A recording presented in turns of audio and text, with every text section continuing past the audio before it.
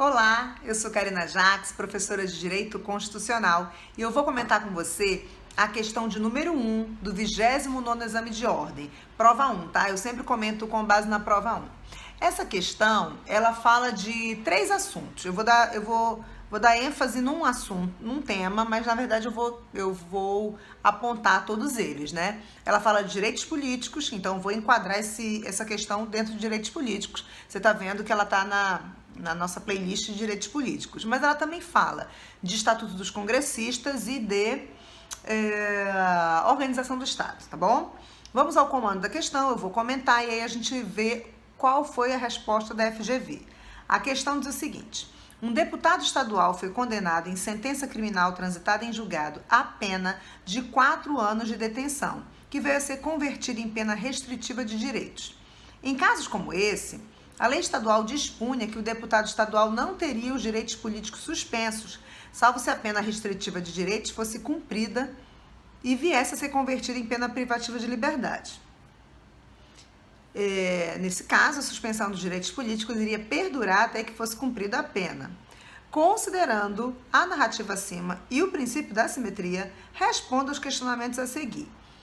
Lendo o comando, a gente começa a pensar: quem legisla sobre direitos políticos, sobre direito eleitoral, é a União, é competência legislativa privativa da União. Então, por que lei estadual sobre isso?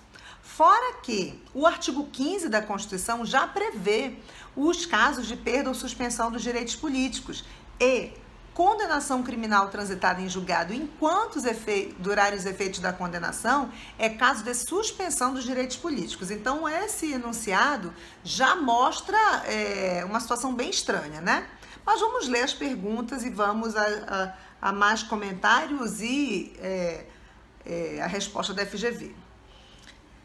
Primeira pergunta: a lei estadual, ao disciplinar a suspensão dos direitos políticos, é formal e materialmente compatível com a Constituição da República? Nem formal, nem materialmente compatível com a Constituição da República. Ela disciplina uma matéria que não é da lei estadual, não é competência estadual, competência legislativa de Estado-membro, e sim da União.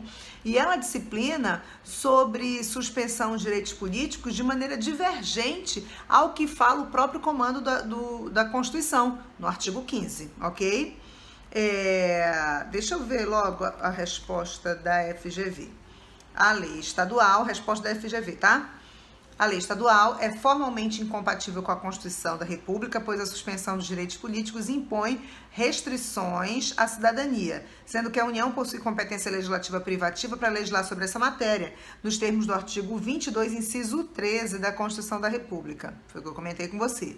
Além disso, é materialmente inconstitucional, pois a suspensão dos direitos políticos deve manter-se operativa enquanto durar os efeitos da sentença criminal transitada em julgado, qualquer que seja a pena aplicada. Também comentei com você, nos termos do artigo 15, inciso 3 da Constituição. Então, o comentário da FGV, o espelho da FGV confere com o nosso comentário. Aí a letra B, pergunta B. Na situação narrada, é possível que o deputado estadual preserve seu mandato, mesmo tendo direitos políticos suspensos? Essa letra B, ela já é tema de Estatuto dos Congressistas. Eu vou deixar um link aqui embaixo de uma aula, de uma dica que eu dei para você, não é uma aula, certo? É uma dica sobre os casos de perda de mandato ser declarada e perda de mandato ser decidida, tá? É o artigo 55, é comentário do artigo 55. Eu vou deixar o link aqui embaixo, você clica nesse link, porque aí ele vai te levar para esse outro vídeo, tá?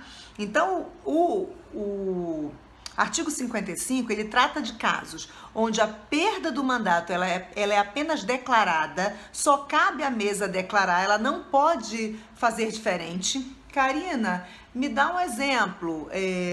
Quando o parlamentar excede as faltas permitidas na sessão legislativa, no ano legislativo. Se ele falta além do limite permitido, a casa não tem outra coisa a fazer, ela vai simplesmente declarar a perda do mandato.